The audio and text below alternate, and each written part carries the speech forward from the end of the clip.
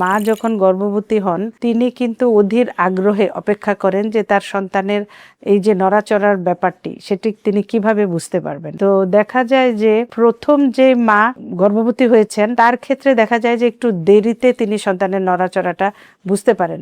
সচরাচর আমরা বলি 18 সপ্তাহের পর থেকে নড়াচড়া টের পান। প্রথম মনে হবে যে একটু হয়তো ধাক্কা লাগছে বা বুদবুদের মতো মনে হবে, এবং পরবর্তীতে আস্তে আস্তে তিনি যখন 6 মাস পার করবেন ওই সময়টাতে একটা বাচ্চার নড়াচড়া আসলে মা ভালোভাবে ফিল করতে পারেন। মা কতবার বাচ্চা নড়াচড়া ঠিক হলে বুঝবেন যে না বাচ্চা ঠিক আছে?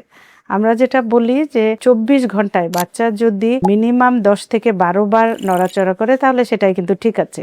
এছাড়া মা যতবার খাবার খাবেন তারপরেই কিন্তু বাচ্চা 8 থেকে 10 বার নড়ে।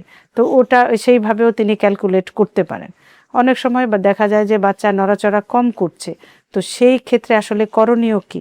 সেই ক্ষেত্রে আমরা বলি যে অনেক সময় দেখা যায় মা হয়তো দীর্ঘ সময় খাচ্ছেন না বা মা রোজা রেখেছেন, তাহলে যদি নড়াচড়া কম হয় মাকে প্রচুর পরিমাণে খাবার খেতে হবে, বিশেষ করে সুগার কন্টেনিং খাবারগুলো খেলে কিন্তু বাচ্চার নড়াচড়া ভালো বোঝা যায়।